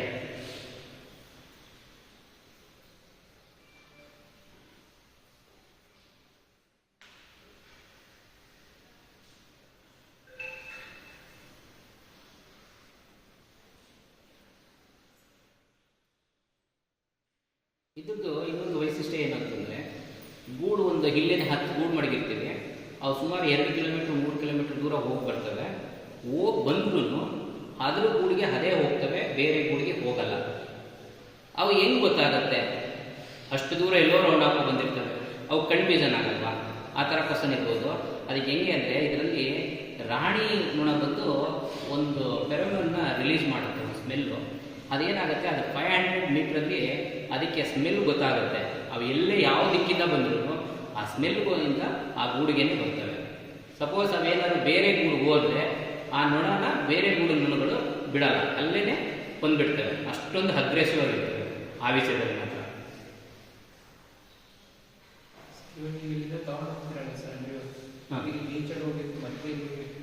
ರಿಲೀಸ್ ಮಾಡಿರಲಿಲ್ಲ ಹಾಂ, ಇವಾಗ ಏನೇನು ಅರ್ಥ ಆಗಲ್ಲ. ಅಂದರೆ ಕ್ವೀನ್ ಇದ್ದಿದ್ದು ಅದನ್ನು ಫೆರೋಮೋನ್ ರಿಲೀಸ್ ಮಾಡುತ್ತೆ ಅಂತ ಹೇಳಿದ್ರೆ, ಅಂದರೆ ಇವಾಗ ನೀವು ಇಲ್ಲಿ ಓಪನ್ ಮಾಡಿದಾಗ ಅದನ್ನ ಈಚೆ ಹೋಗಿದ್ರು. ಹಾಂ, ಅದು ಇವಾಗ ರಾಣಿ ಇರೋದ್ರಿಂದ ರಾಣಿ ಸ್ಮೆಲ್ ಅದು ಗೊತ್ತಾಗುತ್ತೆ. ಇವಾಗ ಹೋಗಿದೆ, ಹೊರಗಡೆ ಹೋಗಿದೆ, ಹೋಗಿ ನಾವು ಇನ್ನು ಸ್ವಲ್ಪ ತಾವು ಇಲ್ಲೇ ಹತ್ತಿರದಲ್ಲಿ ರಸ ಸಿಕ್ಕಿದ್ರೆ ವಾಪಸ್ ಬೈತೇವೆ. ನಾವು ವಾಪಸ್ ಹೋದರೆ ನಾವು ಅಷ್ಟೇ ಹೋಯ್ತು. ಅದಕ್ಕೇನೆ ಡೇ ಟೈಮ್. ಇವಾಗ ನಾನು ಇದನ್ನು ತೊಗೊಂಡು ಹೋಗ್ಬೇಕು ಅಂತಂದರೆ ನೈಟಲ್ಲೇ ಕ್ಯಾರಿ ಮಾಡಬೇಕು. ಇವಾಗ ಸಂಜೆವರೆಗೂ ಇಲ್ಲಿ ಬಿಟ್ಟು ತೊಗೊಂಡು ಹೋಗ್ಬೇಕು. ಬಟ್ ಇಲ್ಲಿ ಜಾಸ್ತಿ ನೊಣ ಎದ್ದು ಹೋಗಲ್ಲ ಈಗ, ಯಾಕೆಂದರೆ ಟೈಮ್ ಆಗೋಗಿದೆ. ಬಿಸಿಲು ಟೈಮಲ್ಲಿ ಜಾಸ್ತಿ ನೊಣ ಎದ್ದೇಳಲ್ಲ. ಬೆಳಗಿನ ಟೈಮು ಫುಲ್ ಎದ್ದು ಹೋಗ್ತವೆ, ತೀರ್ಗ ಸಂಜೆ ತುಂಬ ಎದ್ದು ಹೋಗ್ತವೆ. ಈ ಬಿಸಿಲು ಟೈಮಲ್ಲಿ ಎದ್ದು ಹೋಗಲ್ಲ. ಅದಕ್ಕೋಸ್ಕರನೇ ನಾನು ಇವಾಗ ಓಪನ್ ಮಾಡೋದು. ಇಲ್ಲ ಅಂದಿದ್ರೆ ಈಗ ಹೋಗ್ತವೆ ಅಂದಿದ್ರೆ ನಾನು ಓಪನೇ ಮಾಡ್ತಾ ಇದ್ದೀನಿ. ನೋಡಿ, ಇವಾಗ ಅದೇ ಬೆಳಗಿನ ಟೈಮ್ ಆಗಿದ್ದರೆ ಇಷ್ಟು ನೊಣಗಳು ಹಿಂಗೆ ಇರ್ತಾನೆ ಇರಲಿಲ್ಲ, ಎಲ್ಲ ಎದ್ದು ಹೊರಗಡೆ ಫೀಲ್ಡ್ಗೆ ಹೋಗಿರ್ಬೋದು. ಇವಾಗ ನಿಮಗೆ ಏನಾದರೂ ಡೌಟ್ ಇದ್ರೆ, ಇವಾಗ ನಾನು ಏನು ಹೇಳ್ಕೊಟ್ಟಿದ್ದೀನಲ್ಲ ಅದರಲ್ಲಿ ಏನಾದರೂ ಡೌಟ್ ಇದ್ರೆ ಕೇಳಿ. ನೀವು ಕ್ವಶನ್ ಕೇಳಿದಾಗ ನಾವು ಆನ್ಸರ್ ಹೇಳಿದ್ರೆ ನೀವು ಕೆಲವು ಮನಸ್ಸಲ್ಲಿ ಉಳ್ಕೊಂಡ್ಬಿಡುತ್ತೆ. ಇವಾಗ ಇದೇ ಥರ ಅಲ್ಲಿ ಪರಿವರ್ತನಾ ಸ್ಕೂಲಲ್ಲಿ ಹಿಂಗೇನೆ ಹೇಳ್ತಾ ಇದ್ದೆ. ಅವೆಲ್ಲ ಚಿಕ್ಕ ಚಿಕ್ಕ ಮಕ್ಕಳಿದ್ರು. ಒಂದು ವ್ಯಾಲ್ಯೂಬಲ್ ಕ್ವಶನ್ ಕೇಳಿದ್ರು. ಏನು ಕೇಳಿದ್ರು ಅಂದರೆ, ಇವಾಗ ನೋಡಿ ಕೆಳಗಡೆ ಮಾತ್ರ ಬ್ರೂಡ್ ಚೇಂಬರಲ್ಲಿ ಮೊಟ್ಟೆ ಇರುತ್ತೆ, ಮೇಲುಗಡೆ ಹನಿ ಚೇಂಬರ್ಗೆ ಯಾಕೆ ಬಂದು ಆ ರಾಣಿ ನೊಣ ಮೊಟ್ಟೆ ಇರಬಾರ್ದು ಅಂತ ಕೇಳಿದ್ರು. ಅವೆಲ್ಲ ಎಂಥ ಕ್ವಶನ್ ಗೊತ್ತಾ? ಅದಂಗೆ ಇವಾಗ ಆ ಥರದ್ದು ನಿಮಗೆ ಏನು ತಲೆಗೆ ಬಂದಿದೆ ಆ ಥರದ್ದು ಕೇಳಿ, ನಾನು ಇವಾಗ ನಿಮಗೆ ಹೇಳ್ತೀನಿ. ಇವಾಗ ಏನಕ್ಕೆ ಅದು ಮೇಲ್ಗಡೆ ಮಾತ್ರ ಬರೀ ಹನಿ ಮಾಡುತ್ತೆ, ಕೆಳಗಡೆ ಮೊಟ್ಟೆ ಮರಿ ಇಡುತ್ತೆ ಅಂದರೆ, ಇದು ದೊಡ್ಡ ಚೌಕ. ಆ ದೊಡ್ಡ ಚೌಕದಲ್ಲಿ ರಾಣಿ ಮಾತ್ರ ಕೆಲಸ ಮಾಡ್ತಾ ಇರುತ್ತೆ. ಮೇಲ್ಗಡೆ ಆ ಚಿಕ್ಕ ಚೌಕ ನೋಡಿಬಿಟ್ಟು ಅದು ಬರೋದೇ ಇಲ್ಲ, ಮೇಲ್ಗಡೆ ರಾಣಿ ಬರೋದೇ ಇಲ್ಲ. ಸಪೋಸ್ ಬಂದ್ರೂ ಅಲ್ಲಿ ಮೊಟ್ಟೆ ಇಡಲ್ಲ. ಅದು ಏನಕ್ಕೆ ಅಂದರೆ ಅದಕ್ಕೆ ನಾವು ಆ ಥರ ಚೇಂಜ್ ಮಾಡಿದ್ದೀವಿ.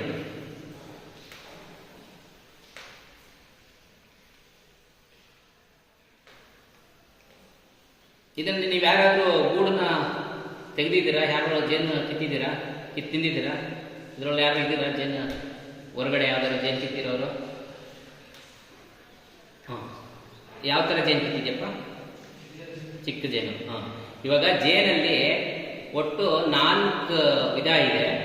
ಒಂದು ನಮ್ಮ ಇಲ್ಲಿ ಭಾಷೆಯಲ್ಲಿ ಹೇಳಬೇಕು ಅಂದರೆ ಕೋಲ್ಜೇನು, ತುಡುವೆ, ಹೆಜ್ಜೇನು, ನೊಸರು ಜೇನು ಅಂತ 4 ಜೇನಿದೆ. ಆ 4 ಜೇನಲ್ಲಿ 2 ಜೇನನ್ನ ನಾವು ಸಾಕಾಣಿಕೆ ಮಾಡಬಹುದು, ಇನ್ನು 2 ಜೇನನ್ನ ಸಾಕಾಣಿಕೆ ಮಾಡೋಕ್ಕಾಗಲ್ಲ. ಯಾವುದು? ಹೆಜ್ಜೆಯನ್ನು ನಾವು ಸಾಕಾಣಿಕೆ ಮಾಡೋಕ್ಕಾಗಲ್ಲ. ಏನಕ್ಕೆ ಅಂದರೆ ಅವು ತುಂಬ ಅಗ್ರೆಸಿವ್ ಆಗಿರ್ತವೆ, ಅದ್ರ ಹತ್ರಕ್ಕೂ ನಾವು ಹೋಗೋಕ್ಕಾಗಲ್ಲ. ಇನ್ನೊಂದು ಕೋಲು ಜೇನು, ಅದೇನು ಮಾಡುತ್ತೆ, ಅದೂ ಇದೇ ಥರ ಚಿಕ್ಕ ನೊಣನೇ, ಇದಕ್ಕಿಂತ ಇನ್ನೂ ಚಿಕ್ಕದಾಗಿರುತ್ತೆ. ಬಟ್ ಅದು ಸಿಂಗಲ್ ಲೇಯರು. ಇದು ಎಷ್ಟು ಒಂದು 6 ರಿಂದ 7 ಲೇಯರು ಗೂಡು ಕಟ್ಟುತ್ತೆ. ಇದು ಗೂಡು ಎಲ್ಲಿ ಕಟ್ಟುತ್ತೆ? ಇದು ಒಂದು ಹುತ್ತುಗಳಲ್ಲಿ, ಹುತ್ತ ಏನಿದೆ ಅಲ್ಲ, ಹುತ್ತದ ಒಳಗಡೆ ಕಟ್ಟುತ್ತೆ. ಆಮೇಲೆ ಮರದ ಡೊಳ್ಳು ಇರುತ್ತಲ್ಲ ಅದರಲ್ಲಿ ಕಟ್ಟುತ್ತೆ. ಕತ್ತಲೆ ಜಾಗಗಳಲ್ಲಿ ಇದು ಹೋಗಿ ಗೂಡು ಕಟ್ಟುತ್ತೆ. ಆ ಗೂಡನ್ನ ನಾವು ಹೆಂಗೆ ಕಂಡುಹಿಡಿಯೋದು? ಬೆಳಗಿನ ಟೈಮು ಒಂದು 7 ರಿಂದ 8 ಗಂಟೆ ಒಳಗಡೆ ನಾವೆಲ್ಲರೂ ದಾರಿಯಲ್ಲಿ ಹೋಗ್ತಾ ಇದ್ದರೆ ಆ ನೊಣಗಳು ಒಂದೊಂದೇ ಆ ಗೂಡು ಒಳಗಡೆ ಹೋಗ್ತಾ ಇರ್ತವೆ. ಆಗ ಅದನ್ನು ಕಂಡುಹಿಡಿದು ಅಲ್ಲಿ ಜೇನು ಹಳಿಬೋದು. ಇನ್ನೊಂದು ಸಂಜೆ ಟೈಮಿಗೆ ಹೋದ್ರೂ ಸಿಗ್ತವೆ. ಅದನ್ನು ನೀವೇ ಈ ಬಾಕ್ಸ್ ತಗೊಂಡೋಗಿ ಜೇನು ಕಿತ್ಕೊಂಡು ಆ ಗೂಡನ್ನು ಸಹ ತಂದು ನೀವೇನೇ ಸಾಕಾಣಿಕೆನೂ ಮಾಡ್ಬೋದು. ಅದೆಲ್ಲ ಇದರಲ್ಲಿ ಒಂದು ಸ್ವಲ್ಪ ನಿಮಗೆ ಆಸಕ್ತಿ ಬಂದಿದ್ರೆ ಅವೆಲ್ಲ ನಿಮಗೇನೆ ತಮ್ಮ ಅಷ್ಟು ತಮಗೇನೆ ಬರುತ್ತೆ. ಅದೆಲ್ಲ ಮೈಂಡಿಗೆ ಆ ನೊಣಗಳೇನು ಜೀವನ ಶೈಲಿ ಏನು ಅನ್ನೋದು ನಿಮ್ಗೆ ಅರ್ಥ ಆಗಬೇಕು ಅಷ್ಟೇ. ನೋಡಿ, ಇವಾಗ ಇಲ್ಲಿವರೆಗೂ ಬರೀ ತುಪ್ಪನೇ ಇದೆ. ಇದರಿಂದ ಕೆಳಗಡೆ ಮಾತ್ರ ಮೊಟ್ಟೆ ಮರಿಗಳಿವೆ.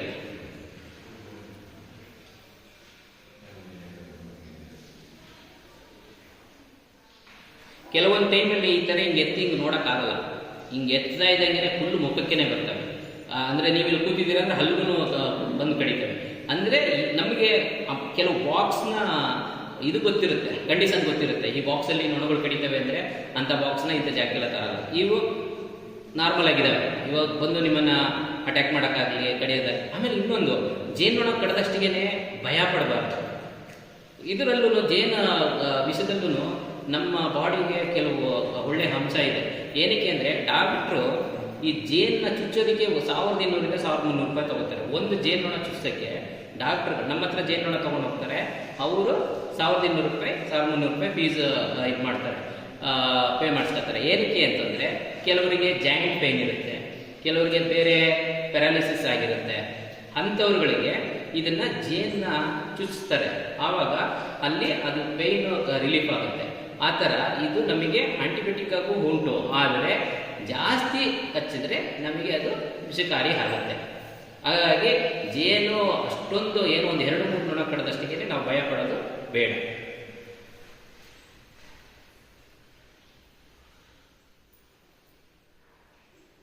ಅಂದರೆ ಜೇನುನೊಣನ ಹ್ಯಾಂಡಲ್ ಮಾಡಬೇಕಾದ್ರೆ ತುಂಬ ಸ್ಮೂತಾಗಿ ಹ್ಯಾಂಡಲ್ ಮಾಡಿದ್ರೆ ಮಾತ್ರ ಅವೇನು ಮಾಡೋದಿಲ್ಲ. ಸಪೋಸ್ ಏನಾದರೂ ನಾವು ಸ್ವಲ್ಪ ಹಿಂಗೆ ಇಡಬೇಕಾದ್ರೆ ಗಡಿಬಿಡಿ ಮಾಡಿದ್ರೆ ಇವಾಗ ಎದ್ದು ಬರ್ತವೆ ನೋಡಿ. ಇವಾಗ ಅವು ಅಟ್ಯಾಕ್ ಮಾಡೋಕ್ಕೆ ರೆಡಿ ಆಗ್ತವೆ. ನಾವೇನು ಮಾಡಬೇಕು, ಎಷ್ಟು ನಿಧಾನವಾಗಿ ಈಗ ಅದ್ರ ಕೂಡ ಅದು ಕೊಟ್ಟವಾ, ಈಗ ಅದು ಅಕ್ಸೆಪ್ಟ್ ಮಾಡ್ಕೊಳ್ಳುತ್ತೆ.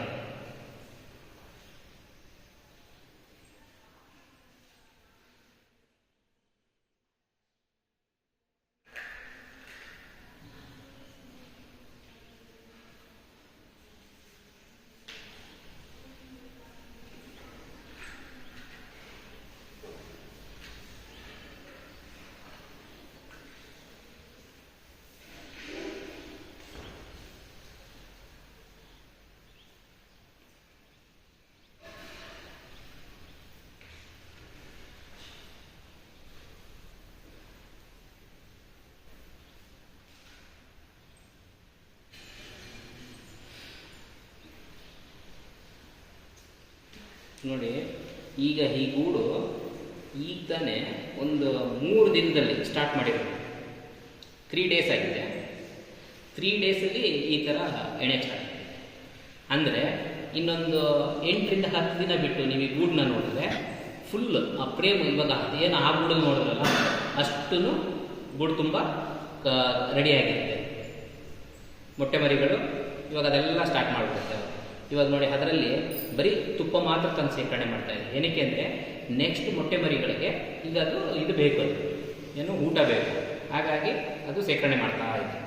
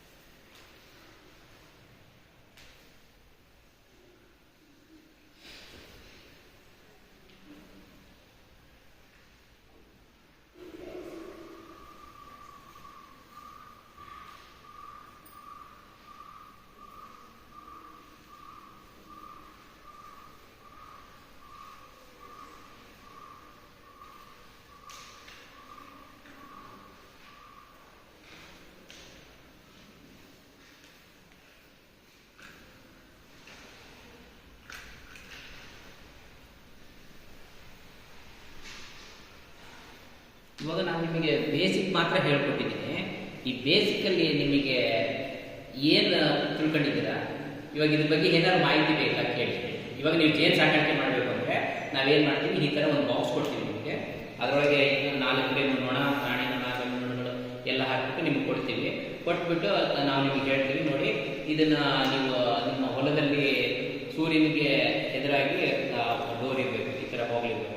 ಅದನ್ನು ನೀವು ಇಡಬೇಕು. ಇಟ್ಟು ಅದಕ್ಕೆ ನಿಮಗೆ ಇನ್ನೊಂದು ಇದರಲ್ಲಿ ಕೆಲವು ಅಭಾವ ಕಾಲ ಬರುತ್ತೆ.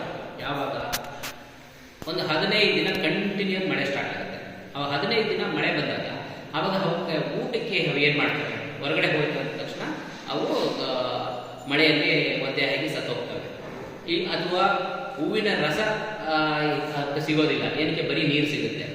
ಆವಾಗ ಅವು ಏನು ಗೂಡನ್ನ ನಿರ್ವಹಣೆ ಮಾಡ್ಕೊಳಕ್ಕಾಗಲ್ಲ, ಅವು ಜೀವನ ಶೈಲಿ ತುಂಬ ಕಷ್ಟ ಇರುತ್ತೆ, ಅವಕ್ಕೆ ಊಟ ಆಗಲ್ಲ.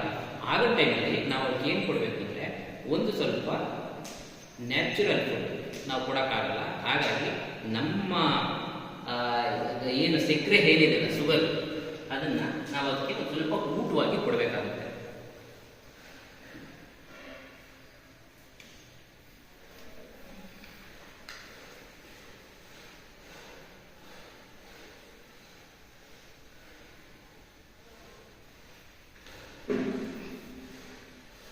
ನೋಡಿ, ಈ ಥರದ ಒಂದು ಬೋಲ್ ತಗೋಬೇಕು. ಈ ಬೋಲಿಗೆ ಸ್ವಲ್ಪ ತೆಂಗಿನಕಾಯಿ ನಾರಿದೆ ಅಲ್ವಾ, ಆ ನಾರನ್ನ ಹೊಳೆಗೆ ಹಾಕಿ 1 ಗ್ಲಾಸ್ ಸಕ್ಕರೆಗೆ 1 ಗ್ಲಾಸ್ ನೀರು ಹಾಕ್ಬಿಟ್ಟು ಅದನ್ನು ಅವಕ್ಕೆ ಸಂಜೆ ಟೈಮ್ ಈ ಗೂಡು ಒಳಗಡೆನೇ ಇಡಬೇಕು, ಗೂಡು ಹೊರಗಡೆ ಇಡಬಾರ್ದು. ಆ ಇಟ್ಟಾಗ ಅದೇನು ಮಾಡುತ್ತೆ, ಅದು ಬಂದು ಆ ರಸನ ಹೀರ್ಕೊಂಡು ಜೀವನ ಮಾಡ್ತಾ ಇರ್ತವೆ. ಏನಕ್ಕೆ ಅಂದರೆ ಅವು 10 ದಿನ 15 ದಿವಸ ಮಳೆಯಲ್ಲಿ ಹೊರಗೆ ಹೋಗದೇ ಇರೋ ಕಾರಣ ಅವಕ್ಕೆ ಊಟವಾಗಿರುತ್ತೆ ಅಷ್ಟೇ. ಸಪೋಸ್ ಈ ವರ್ಷ ಬಂತಲ್ಲ, ಏನು ಮಳೆ ಇಲ್ಲದೆ ಹೂವು ಆಗಿನ ಟೈಮಲ್ಲೂ ಸಹ ಅದೇ ಥರ ನಾವು ಅವಕ್ಕೆ ಒಂದು ಸ್ವಲ್ಪ ಊಟ ಕೊಡಲೇಬೇಕು. ಆ ಥರ ನಾವು ಅದನ್ನು ಕೊಟ್ಟು ಅದನ್ನು ಕಾಪಾಡಿದ್ರೆ ಅವು ನೊಣಗಳ ಸ್ಟ್ರೆಂತ್ ಜಾಸ್ತಿ ಇದ್ದಾಗ ಹೂವು, ಇವಾಗ ನೋಡಿ ಕೆಲವು ಸುಂಡ್ರೆ ಹೂವು ಅಂತ ಬಂದಿದೆ ಕಾಡಲ್ಲಿ, ಆ ಹೂವನ್ನು ಅವು ಕಲೆಕ್ಟ್ ಮಾಡಿಕೊಂಡು ಬೇಗ ತುಪ್ಪ ಮಾಡೋಕ್ಕೆ ಈಸಿ ಆಗುತ್ತೆ. ಇಲ್ಲ ಅಂದರೆ ಅವು ಸ್ಟ್ರೆಂತ್ ಕಮ್ಮಿ ಇದ್ದು ಆ ಸ್ಟ್ರೆಂತ್ ಜಾಸ್ತಿ ಮಾಡಿಕೊಂಡು ಅವು ತುಪ್ಪ ಶೇಖರಣೆ ಮಾಡೋ ಟೈಮ್ಗೆ ಅಷ್ಟೊತ್ತು ಹೂವುಗಳು ಒಣಗೋಗಿರ್ತವೆ. ಹಾಗಾಗಿ ನಾವು ಯಾವತ್ತೂ ನಮ್ಮ ಗೂಡಲ್ಲಿ ಸ್ಟ್ರೆಂತ್ ಜಾಸ್ತಿ ಇಟ್ಕೊಳ್ಳಿ. 15 ದಿವಸ ಏನು ಹೇಳಿ, ಅಂದರೆ ಮಳೆ ಕಂಟಿನ್ಯೂಸ್ ಎಷ್ಟು ದಿವಸಕ್ಕೆ ಇಡಬೇಕು ಸರ್? ಅಂದರೆ ವಾರಕ್ಕೆ ಒಂದ್ಸಾರಿ ಕೊಡಿ ಸರ್. ವಾರಕ್ಕೆ ಒಂದ್ಸಾರಿ ಕೊಟ್ಟರೆ ಅವೆಲ್ಲ ನೊಣಗಳು, ಆಮೇಲೆ ಅವು ಆಲ್ರೆಡಿ ಅವು ಶೇಖರಣೆ ಮಾಡಿ ಇಟ್ಕೊಂಡಿರ್ತವೆ. ಆಮೇಲೆ ಜೇನುನೊಣಗಳು ತುಪ್ಪನ ಏನಕ್ಕೆ ಶೇಖರಣೆ ಮಾಡ್ಕೊಳ್ತವೆ, ಅದು ಮೇನ್ ಉದ್ದೇಶ ಬಂದು ಮುಂದಕ್ಕೆ ಈ ಥರ ಹಿಂಗೆ ನಮಗೆ ಇವಾಗ ನಾವುಗಳೇ ಆಗಿನ ಕಾಲದಲ್ಲಿ ಏನು ಮಾಡ್ತಾ ಇದ್ವಿ, ಎಲ್ಲ ದವಸ ಧಾನ್ಯಗಳನ್ನ ವರ್ಷಕ್ಕೆ ಒಂದೇ ಸಾರಿ ಅಲ್ವಾ ನಾವೆಲ್ಲ ಬೆಳೆ ಬೆಳೆಯೋದು. ಇವಾಗಾದ್ರೂ ನಾವೆಲ್ಲ ನೀರಾವರಿ ಇದ್ದೀವಿ, ಹೆಂಗೋ ನಡೀತಾ ಇದೆ, ಎಲ್ಲ ವಾಣಿಜ್ಯ ಬೆಳೆಗಳು ಹಾಕೊಂಡು ಮಾಡ್ತಾರೆ. ಆಗಿನ ಕಾಲದಲ್ಲಿ ಎಲ್ಲ ಏನು ಮಾಡ್ತಾ ಇದ್ರು, ರಾಗಿ, ಅವರೆ, ಸಾಮೆ, ಹುಚ್ಚಳ್ಳು, ಸಾಸಿವೆ ಇವನ್ನೆಲ್ಲ ಬೆಳೀತಾ ಇದ್ರು. ಬೆಳೆದು ಏನು ಮಾಡ್ತಾ ಇದ್ರು, ಒಂದು ಕಣಜ ಅಂತ ಮಾಡ್ಕೊಂಡು ಅಥವಾ ಇನ್ನು ಬೇರೆ ಏನೋ ಒಂದು ಶೇಖರಣೆ ಮಾಡೋಕ್ಕೆ ಮೂಡೆ ಕಟ್ತಾ ಇದ್ರು ಆಗಿನ ಕಾಲದಲ್ಲಿ. ಆ ಥರದಲ್ಲಿ ಅವ್ರು ಶೇಖರಣೆ ಮಾಡಿರ್ತಾ ಇದ್ರು. ಏನಕ್ಕೆ, ನೆಕ್ಸ್ಟ್ ಇಯರ್ ಬೇಕು ಅಥವಾ ನೆಕ್ಸ್ಟ್ ಸಮ್ಮರ್ಗೆ ನಮಗೆ, ಅಂದರೆ ಇಡೀ ವರ್ಷದಲ್ಲಿ ಅದನ್ನು ತಿನ್ಬೇಕಲ್ಲ, ಒಂದೇ ವರ್ಷದಲ್ಲಿ ನಮ್ಗೆ ಬರೋದು. ಅದೇ ಥರ ಇವೇನು ಮಾಡ್ತಾರೆ, ಈ ಮೇಲ್ಗಡೆ ಬಾಕ್ಸ್ ಏನಿದೆಲ್ಲ ಆ ಬಾಕ್ಸಲ್ಲಿ ಫುಲ್ ಶೇಖರಣೆ ಮಾಡೋದೇ ಅವು ಅದಕ್ಕೋಸ್ಕರ. ಏನು ಅವಕ್ಕೋಸ್ಕರ ಅವು ಮಾಡ್ಕೊಂಡಿರ್ತವೆ. ನಾವು ಮನುಷ್ಯರಾದವ್ರು ಏನು ಮಾಡ್ತೀವಿ, ಈ ಮೇಲ್ಗಡೆ ಇರೋ ಬಾಕ್ಸಲ್ಲಿ ನಾವು ತುಪ್ಪ ತಗೊತೀವಿ. ತಗೊಂಡಾಗ ನಾವೇನು ಮಾಡ್ತೀವಿ ಅಂದರೆ, ಇವಾಗ ಸೈಂಟಿಫಿಕ್ ಮಾಡೋ ಜೇನು ಕೃಷಿಕ ಏನು ಮಾಡ್ತಾನೆ, ಈ ವೇರಿಯಾದಲ್ಲಿ ಇವಾಗ ಇಲ್ಲಿ ಮಹದೇಶ್ವರ ಬೆಟ್ಟದಲ್ಲಿ ನಾನು ಇಟ್ಟಿದ್ದೀನಿ, ಇದರಲ್ಲಿ ತುಂಬ ತುಪ್ಪ ಬಂದ ತಕ್ಷಣ ನಾನು ಅಕ್ಕಪಕ್ಕ ನೋಡ್ತೀನಿ, ಇಲ್ಲೆಲ್ಲೂ ಹೂವು ಇಲ್ಲ ಅಂತ ತಕ್ಷಣ ಇದರಲ್ಲಿ ತುಪ್ಪ ತಗೊಂಡು ತೀರ್ಗಿ ಬಾಕ್ಸ್ನ ನಾನು ಏನು ಮಾಡ್ತೀನಿ, ನೆಕ್ಸ್ಟ್ ಅನೂರಿಗೆ ತಗೊಂಡು ಅಲ್ಲಿ ಯಾರು ಸೂರ್ಯಕಾಂತಿ ಬೆಳೆದಿರ್ತಾರ ಅಂತ ನೋಡ್ತೀನಿ, ಈ ಬಾಕ್ಸ್ ತಗೊಂಡು ಅಲ್ಲಿ ಇಡ್ತೀನಿ. ಅವಾಗ ಏನಾಗುತ್ತೆ, ಅವರಿಗೆ ಪಾಲಿನೇಷನ್ ಆಗುತ್ತೆ, ಜೊತೆಗೆ ನನಗೆ ತುಪ್ಪ ಕಲೆಕ್ಟ್ ಆಗುತ್ತೆ. ನಾನು ಅವಕ್ಕೆ ಸಕ್ಕರೆ ನೀರು ಕೊಡೋದು ನಿಂತು ಹೋಗುತ್ತೆ, ನನಗೆ ಕೆಲಸನೂ ಉಳಿತು, ನನಗೆ ಲಾಭನೂ ಬಂತು, ಅವರಿಗೆ ತೋಟದವರಿಗೆ ಆದಾಯವೂ ಹೆಚ್ಚು. ಈ ಥರ ಅದನ್ನು ನಾವೇನು ಮಾಡ್ತೀವಿ, ಸ್ಥಳಾಂತರ ಜೇನು ಕೃಷಿ ಅಂತ ಹೇಳ್ತೀವಿ. ಅದನ್ನೂ ಸಹ ಮಾಡಬಹುದು. ಈ ಜೇನು ಕೃಷಿಯಲ್ಲಿ ಒಂದೇ ಜಾಗದಲ್ಲಿ ಇಟ್ಕೊಂಡು ಮಾಡೋಕ್ಕಾಗಲ್ಲ. ಆ ಥರ ಮಾಡಬೇಕು ಅಂತಂದರೆ ಇವಾಗ ನಾನೇನಲ್ಲಿ ಮಾಡಿದ್ದೆ ನೋಡಿ ಕೇರಳ ಫಾರೆಸ್ಟು, ಆ ಥರ ಫಾರೆಸ್ಟ್ ನಿಯರಲ್ಲಿದ್ದರೆ ಆಗುತ್ತೆ. ಏನಕ್ಕೆ ಅಂದರೆ ಒಂದೊಂದು ಸೀಸನ್ಗೆ ಒಂದೊಂದು ಹೂವು ಓಪನ್ ಆಗುತ್ತೆ. ಹಾಗಾಗಿ ಅವಕ್ಕೆ ಹೂವಿಗೆ ಯೋಚನೆ ಇರುತ್ತೆ. ಬೇರೆ ಏನಾದ್ರು ಊರೊಳಗಡೆ ನಾವು ಮಾಡ್ತೀವಿ ಅಂತಂದರೆ ನಾವು ಅದನ್ನು ಸ್ಥಳಾಂತರ ಮಾಡಲೇಬೇಕು. ಆವಾಗಿನೇ ಜೇನು ಕೃಷಿ ಇಂಪ್ರೂವ್ ಆಗೋ ಚಾನ್ಸಸ್ ಇರುತ್ತೆ. ನಾನು ಇದನ್ನು ಬರೀ ಇಲ್ಲಿ ಈ ಕಾಡುಗಳಲ್ಲಿ ಮಾತ್ರ ನಾನು ಇಟ್ಟು ಸಾಕಲಿಲ್ಲ, ಬೆಂಗಳೂರು ಸಿಟಿಯಲ್ಲೂ ಸಹ ನಾನು ಸಾಕಿದ್ದೀನಿ. ಬೆಂಗಳೂರು ಸಿಟಿಯಲ್ಲಿ ಇದಕ್ಕಿಂತ ಚೆನ್ನಾಗೇ ಬಂದಿದೆ. ಆವಾಗನೇ ನಾ ಇದ್ದು ಒಂದು ಜುಡಿಷಿಯಲ್ ಲೆವೆಲ್, ಜಡ್ಜ್ಗಳ ಲೆವೆಲ್, ಬರೀ ಜಡ್ಜಸ್ ಮಾತ್ರ ಇತ್ತು. ಅಲ್ಲಿ ನಮ್ಮ ಮನೆ ಇತ್ತು. ಆವಾಗ ಅಲ್ಲಿ ಒಂದು ಎದುರುಗಡೆ ಒಂದು ಖಾಲಿ ಸೈಟ್ ಇತ್ತು, ಏನು 30-40 ಸೈಟ್. ಆ ಒಂದು ಸೈಟಲ್ಲಿ 20 ಜೇನುಪೆಟ್ಟಿ ಇಟ್ಟಿದೆ, 20 ಜೇನುಪೆಟ್ಟಿ. ಅಲ್ಲಿ ಎಲ್ಲರೂ ಹೇಳೋರು ಈ ಜೇನುನೊಣ ಕಡಿಯಲ್ವಾ ಎಲ್ಲರೂ ಅಂತ. ಅದು ನಮಗೆ ಗೊತ್ತಿತ್ತು ಇದು ಕಡಿಯಲ್ಲ ಅಂತ. ಅದಕ್ಕೇನೆ ನಾನು ಏನು ಮಾಡಿದೆ, ಅಲ್ಲಿ ಇಟ್ಟೆ. ಆಮೇಲೆ ಮತ್ತೆ ಇನ್ನೊಂದು ಸೈಟ್ನ ಕ್ಲಬ್ ಮಾಡಿಕೊಂಡು 40 ಜೇನುಪೆಟ್ಟಿನ ಇಟ್ಟು ಅಲ್ಲಿ ಜೇನು ಸಾಕಾಣಿಕೆ ಮಾಡ್ತಾ ಹೋಗ್ತೆ. ಆವಾಗೇನೆ ನಮಗೆ ಡೆಕ್ಕನ್ ಹೇಳ್ದವ್ರು ಬಂದು ನನ್ನನ್ನು ಇಂಟ್ರೂ ಮಾಡಿದ್ರು. ಸರ್, ಈ ಜೇನು ಸಾಕಾಣಿಕೆ ನಾವು ಎಲ್ಲ ಕಡೆ ಮಲೆನಾಡಲ್ಲಿ ನೋಡಿದ್ದೀವಿ, ಕೆಲವು ಕಡೆ ಎಲ್ಲ ನೋಡಿದ್ದೀವಿ, ಬಟ್ ಆದರೆ ನೀವು ಈ ಕಾಂಕ್ರೀಟ್ ಕಾಡಲ್ಲಿ ಹೆಂಗೆ ಸರ್ ನೀವು ಇದೆಲ್ಲ ಮಾಡಿದ್ರಿ ಅಂತ. ಆವಾಗ ನನಗೆ ಅಷ್ಟೊಂದು ಆಸಕ್ತಿ ಇತ್ತು. ಅಷ್ಟೊಂದು ಆಸಕ್ತಿ ಹೆಂಗಿತ್ತು ಅಂದರೆ, ನಾನು ಕೇವಲ ಅದೊಂದೇ ಆ ಜಾಗದಲ್ಲೇ ನಾನು ಪ್ರಾಕ್ಟಿಕಲ್ ಮಾಡಿದ್ದು ಅದೊಂದೇ ಜಾಗದಲ್ಲಿ. ಅಲ್ಲೇ 10 ವರ್ಷ ಇತ್ತು, ಅದೇ ಮನೇಲಿ 10 ವರ್ಷ ಇದ್ದಾಗ ಒಂದು ಬಾಕ್ಸ್ ತಗೊಂಬಂದೆ. ಇವಾಗ ಏನಿಲ್ಲಿ ನಮ್ಮ ಗುರುಗಳಿದ್ದಾರಲ್ಲ, ಗುರುಸ್ವಾಮಿ ಅವರು ದೊಡ್ಡವರು ಇದಾರಲ್ಲ, ಸಂತಮಲ್ಲಿಕಾರ್ಜುನ ಸ್ವಾಮೀಜಿಗಳೆಲ್ಲ, ಅವ್ರಿಗಿಂತ ದೊಡ್ಡವರು ಗುರುಸ್ವಾಮಿಗಳು, ಅವ್ರಿಗೆ ನಾನು ಪಟ್ಟ ಶಿಷ್ಯನಾಗಿದ್ದೆ. ಇಲ್ಲೇ ಇದೇ ಸಂಸ್ಥೆಯಲ್ಲಿ ನಾನು ಶಿಷ್ಯನಾಗಿದ್ದಾಗ ಆವಾಗ ನಾವು ಇಲ್ಲೆಲ್ಲ ಬಂದು ಏನು ಮಾಡುವ, ಆಸ್ಟ್ರೇಲಿಯಾದಲ್ಲಿ ಓದ್ತಾ ಇದ್ವಲ್ಲ, ಸ್ಕೂಲಿಂದ ರಾಗಿ ಹೊಲದಲ್ಲಿ ರಾಗಿ ಕಟಾವು ಮಾಡಿದ್ರು, ಎಲ್ಲ ಪಿಂಡಿ ಕಟ್ಟಿಟ್ಟಿರೋರು. ಅದನ್ನು ಎತ್ಕೊಂಬರೋಕ್ಕೆ ನಾವು ಒಂದು 400-500 ಮಕ್ಕಳು ಬರುವ. ಒಂದು ಸಾರಿ ಬಂತಂದರೆ ಎಲ್ಲ ಕಣಕ್ಕೆ ಬಂದ್ಬಿಡೋದು ಅವರೇ. ಆವಾಗ ನಾವು ಅದನ್ನು ಓರೋಕ್ಕೆ ನಾವು ಎಲ್ಲ ಮಕ್ಕಳುಗಳು ಹೋಗ್ತಾ